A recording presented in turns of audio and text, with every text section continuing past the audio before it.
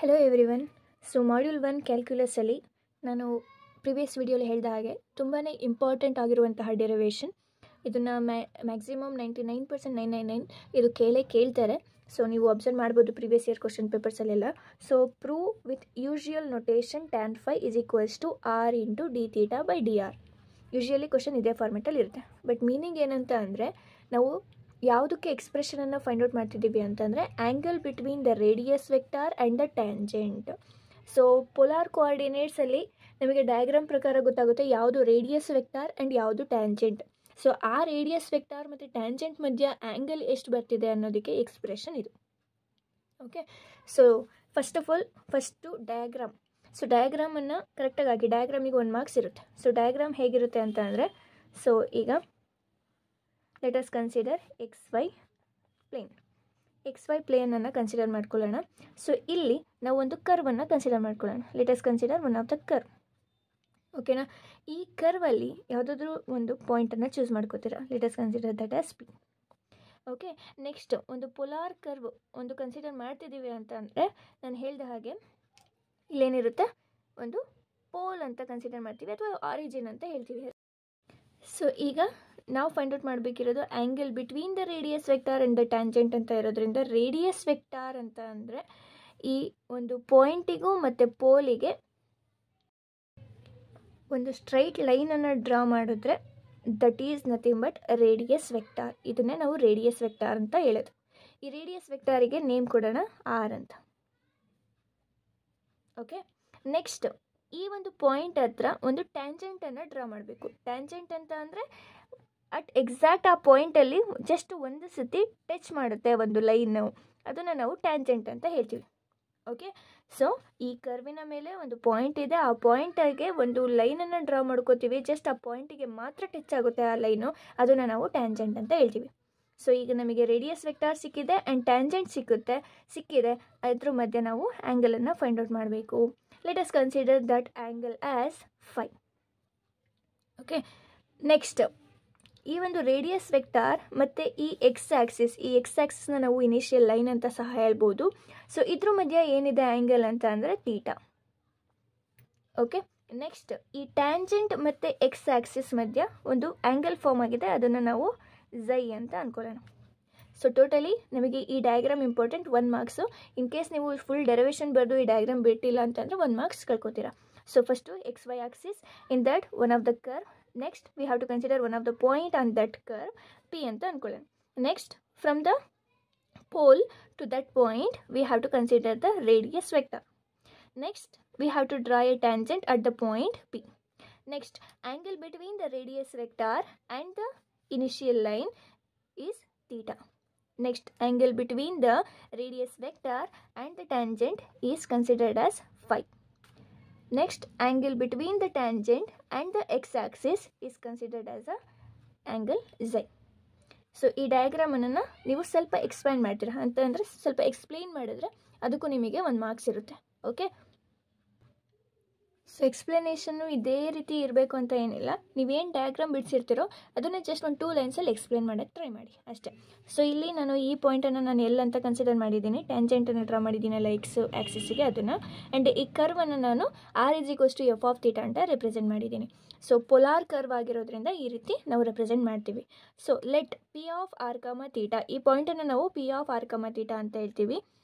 B any point on the curve, ಈ ಕರ್ವನ್ನು ಏನಂತ ರೆಪ್ರೆಸೆಂಟ್ ಮಾಡಿದ್ದೀನಿ, r=f(θ). Let PL be the tangent to the curve at P.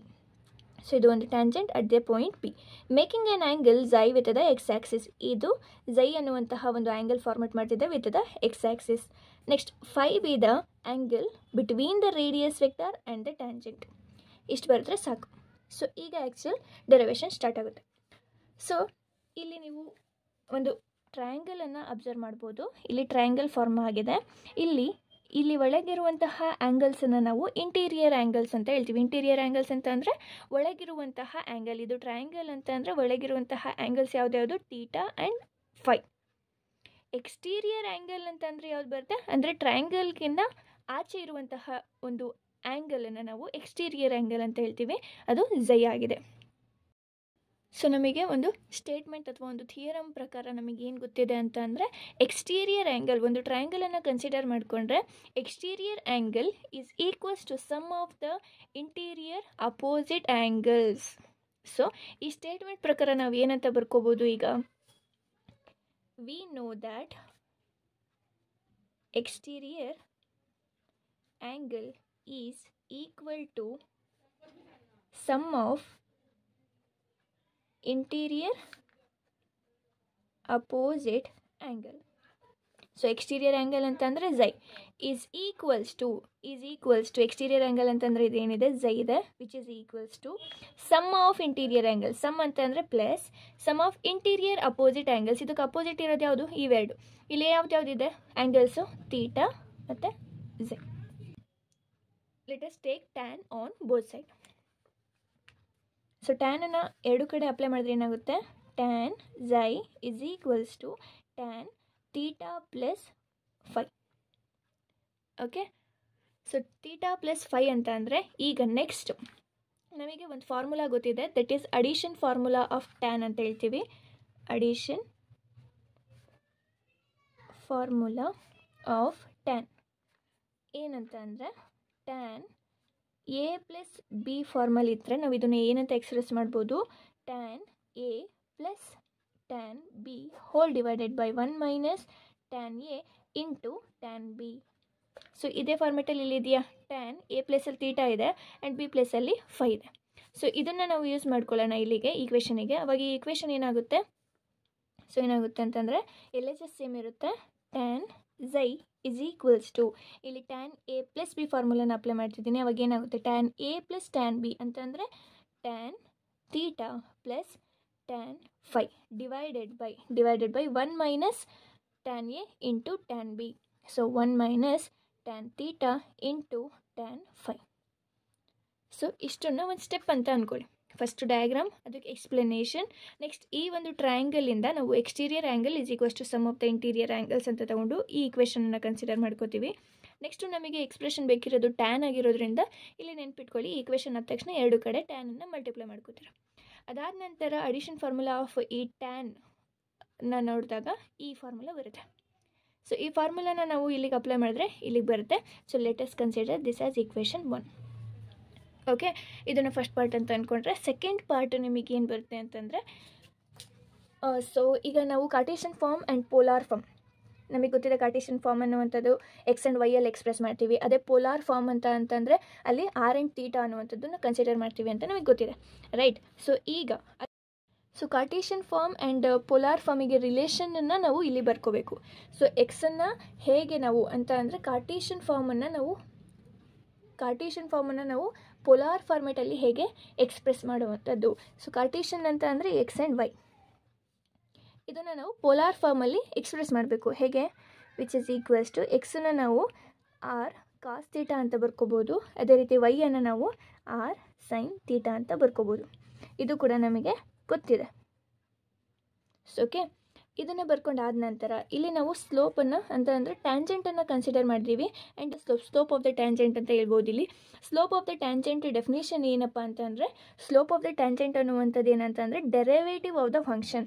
So mainly ಇಲ್ಲಿ ನಾವು x and ವೈಯನ್ನು ತೊಗೋತಿರೋದ್ರಿಂದ ಫಂಕ್ಷನ್ ಅಂತ ಅಂದರೆ ಏನು ಬರುತ್ತೆ ಅಂತಂದರೆ y is equals to f of x. ಈ ಫಾರ್ಮೆಟಲ್ಲಿ ಒಂದು ಫಂಕ್ಷನ್ ಇರುತ್ತೆ.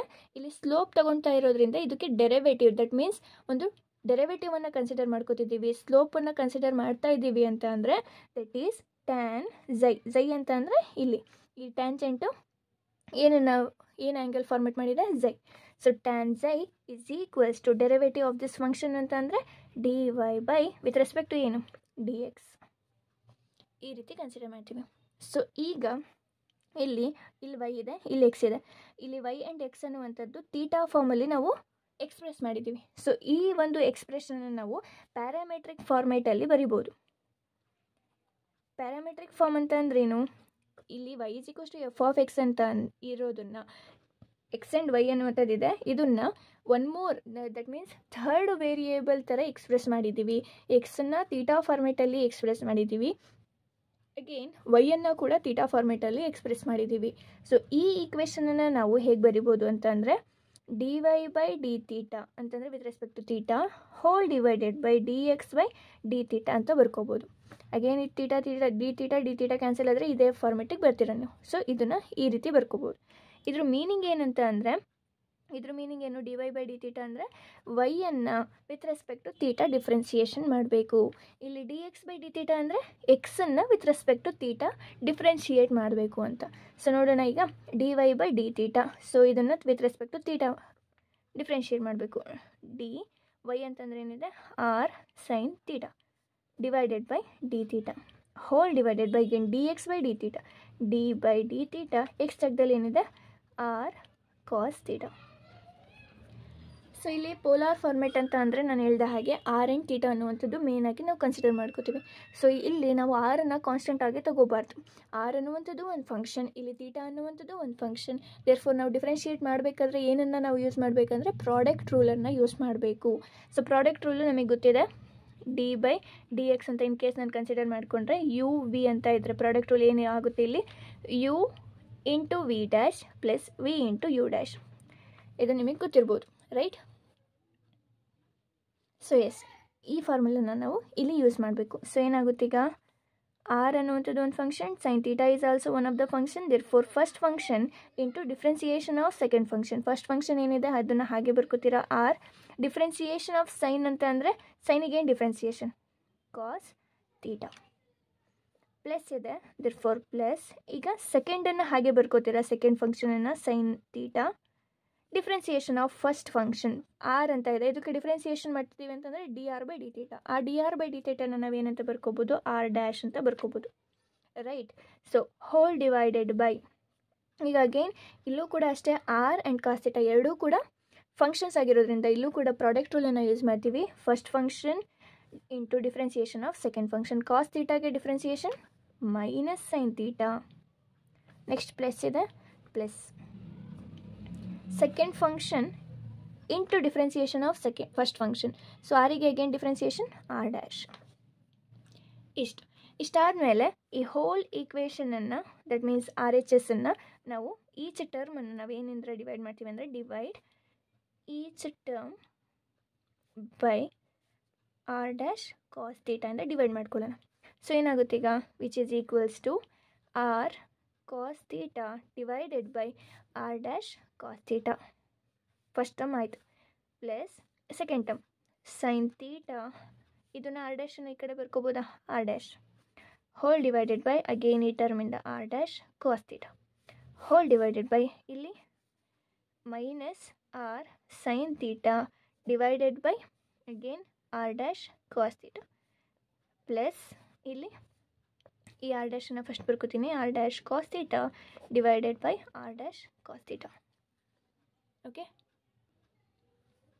ಸೊ ಎಸ್, ಈಗೇನಾಗುತ್ತಿದ್ದು, cos get cancel, r dash get cancel, next r dash cos theta get cancel. So ಇಲ್ಲೇನು ಉಳಿದಿದೆ, ಆರ್ ಬೈ ಆರ್ ಡ್ಯಾಶ್ ಉಳಿದಿದೆ ಫಸ್ಟ್ ಟರ್ಮಲ್ಲಿ. ನೆಕ್ಸ್ಟ್ ಪ್ಲಸ್ ಇಲ್ಲೇನು ಉಳಿದಿದೆ, sine by cos. So sine by cos ಅಂತ ಅಂದರೆ ಏನು, sine by cos is nothing but tan theta ಅಲ್ವಾ, right? Next whole divided by ಇಲ್ಲಿ ಫಸ್ಟ್ ಟರ್ಮು ಮೈನಸ್ಸಲ್ಲಿದೆ, ದೇರ್ಫೋರ್ ಈ ಮೈನಸ್ ಇರೋದನ್ನು ಆಮೇಲೆ ಬರ್ಕೊಳ್ಳೋಣ, ಫಸ್ಟ್ ಪಾಸಿಟಿವ್ ಇರೋದನ್ನು ಬರ್ಕೋತೀನಿ. ಸೊ ಇಲ್ಲಿ ಎಲ್ಲನೂ ಕ್ಯಾನ್ಸಲ್ ಆಗಿರೋದ್ರಿಂದ ಇಲ್ಲಿ ಏನು ಉಳಿಯೋದಿರುತ್ತೆ, 1. ಆಮೇಲೆ ಈ ಟರ್ಮನ್ನು ಬರ್ಕೋತೀನಿ, ದೇರ್ಫೋರ್ ಮೈನಸ್, ಈ ಮೈನಸನ್ನು ಬರ್ಕೊಂಡೆ. Next r by r dash, next ಇಲ್ಲಿ ಸೈನ್ ಬೈ ಕಾಸ್ ಅಂತಂದರೆ again tan theta. Okay, so yes, L H S ಅಲ್ಲಿ ಏನಿದೆ, ಟ್ಯಾನ್ ಝೈ. ಸೊ ಇದು ಒಂದು ಸೆಕೆಂಡ್ ಪಾರ್ಟ್ ಅಂತ ಅನ್ಕೋಬೋದು. So let us consider this as equation 2. ಇಷ್ಟಾದಮೇಲೆ ಈ ಈಕ್ವೇಷನ್ 1ಅನ್ನು ಮತ್ತು ಈಕ್ವೇಷನ್ 2ಅನ್ನು ಕಂಪೇರ್ ಮಾಡಿ. ಏನಕ್ಕೆ ಕಂಪೇರ್ ಮಾಡ್ಬೋದು, ಎಲ್ ಎಚ್ ಎಸ್ ಸೇಮ್ ಇದೆ, ರೈಟ್? ಇಲ್ಲೂ ಟ್ಯಾನ್ ಝೈ ಇದೆ, ಇಲ್ಲೂ ಟ್ಯಾನ್ ಝೈ ಇದೆ, ದೇರ್ಫೋರ್ ಆರ್ ಎಚ್ ಎಸ್ಸನ್ನು ನಾವು ಕಂಪೇರ್ ಮಾಡ್ಬೋದು. ಸೊ ಟ್ಯಾನ್ ತೀಟಾ ಇದೆ, ಇಲ್ಲೂ ಕೂಡ ಟ್ಯಾನ್ ತೀಟಾ ಇದೆ. ಓಕೆ, ನೆಕ್ಸ್ಟ್ ಟ್ಯಾನ್ ಝೈ ಜಾಗದಲ್ಲಿ ಏನಿದೆ, ಇಲ್ಲಿ ಆರ್ ಬೈ ಆರ್ ಡ್ಯಾಶ್ ಇದೆ. ನೆಕ್ಸ್ಟ್ ಡಿನಾಮಿನೇಟರಲ್ಲೂ ನೀವು ನೋಡ್ಬೋದು, ಒಂದು ಜಾಗದಲ್ಲಿ 1 ಇದೆ, ನೆಕ್ಸ್ಟ್ ಮೈನಸ್ ಇದೆ, ಟ್ಯಾನ್ ತೀಟಾ ಇದೆ, ಇಲ್ಲೂ ಕೂಡ ಟ್ಯಾನ್ ತೀಟಾ ಇದೆ. ನೆಕ್ಸ್ಟ್ ಟ್ಯಾನ್ ಝೈ ಜಾಗದಲ್ಲಿ again r by r dash ಇದೆ. Therefore, we can write by comparing equation 1 and 2 ಏನಂತ ಬರಿಬೋದು, tan phi is equals to r by r dash ಅಂತ ಬರ್ಕೋಬೋದು. r dash ಅಂತಂದರೆ ಏನಂತ ಅಂದೆ ಅವಾಗಲೇ, dr by d theta is nothing but r dash. So ಇದನ್ನು ಏನಂತ ಬರಿಬೋದು ಈಗ ನಾನು, tan phi is equals to r by r dash ಅಂತಂದರೆ dr by d theta. So ಇದನ್ನು ಈ ಕಡೆ ಸೈಡಿಗೆ ಬರ್ಕೋತೀನಿ ಅಂತಂದರೆ ಇದು ಮೇಲೆ ಹೋಗುತ್ತಾ, ಇದು ಕೆಳಗೆ ಬರುತ್ತೆ. So r d theta by dr. So this is nothing but final expression. Okay. So this is all about prove with usual notation tan phi is equals to r into d theta by dr. So first ಈ part, ಇದು ಇನ್ನೂ ಒಂದು part ಅಂತ ಅಂದ್ಕೊಳ್ಳಿ, diagram with the explanation. Second part exterior angle is equals to interior angle, sum of the interior angles ಅಂತ ತೊಗೊತೀರಾ. Next ಟ್ಯಾನನ್ನು apply ಮಾಡ್ತೀರಾ, ಆ ಒಂದು ಟ್ಯಾನಿಗೆ ಸಮ್ ಅಡಿಷನ್ ಫಾರ್ಮುಲಾ ಯೂಸ್ ಮಾಡ್ಕೋತೀರಾ, ಆವಾಗ ಒಂದು ಪಾರ್ಟು ಮುಗಿಯುತ್ತೆ. ನೆಕ್ಸ್ಟ್ ಸೆಕೆಂಡ್ ಪಾರ್ಟಿಗೆ ಬರ್ತೀರಾ. ಸೆಕೆಂಡ್ ಪಾರ್ಟಲ್ಲಿ ಒಂದು ಕಾರ್ಟೇಷನ್ ಫಾರ್ಮನ್ನು ಪೋಲಾರ್ ಫಾರ್ಮೇಟಿಗೆ ಹೇಗೆ ಬರ್ಕೊಳ್ಳೋದು ಅಂತ ಒಂದು, ನೆಕ್ಸ್ಟ್ ಸ್ಲೋಪನ್ನು ಹೇಗೆ ಬರ್ಕೋತೀರಾ ಅಂತ ಒಂದು. ಇದಾದಮೇಲೆ ನೆಕ್ಸ್ಟ್ ಪ್ಯಾರಾಮೆಟ್ರಿಕ್ ಫಾರ್ಮಿಗೆ ಬರ್ಕೋತೀರಾ, ಡಿಫ್ರೆನ್ಷಿಯೇಷನ್ ಮಾಡ್ತೀರಾ. ಡಿಫ್ರೆನ್ಷಿಯೇಷನ್ ಮಾಡಾದಮೇಲೆ ಈ ಡಿವೈಡನ್ನು ಮಾಡ್ತೀರಾ. ಡಿವೈಡ್ ಮಾಡಾದಮೇಲೆ ಈ ಎಕ್ಸ್ಪ್ರೆಷನಿಗೆ ನೀವು ತಲುಪ್ತೀರಾ. ನೆಕ್ಸ್ಟ್ ಈಕ್ವೇಷನ್ 1 and 2 ಕಂಪೇರ್ ಮಾಡಿದ್ರೆ ನಿಮಗೆ ಎಕ್ಸ್ಪ್ರೆಷನ್ ಸಿಕ್ಕೋಗುತ್ತೆ. So very important derivation. So this is all about this derivation. Thank you.